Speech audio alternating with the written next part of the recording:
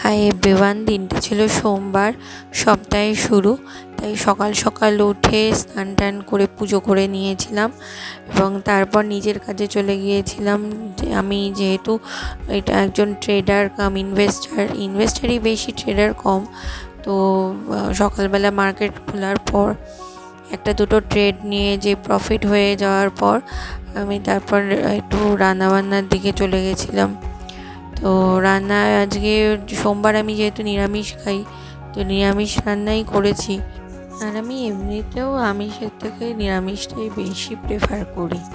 তা রান্নাবান্না শেষ করবার পর বাড়ির পোষ্যগুলোকে খেতে দিয়েছিলাম।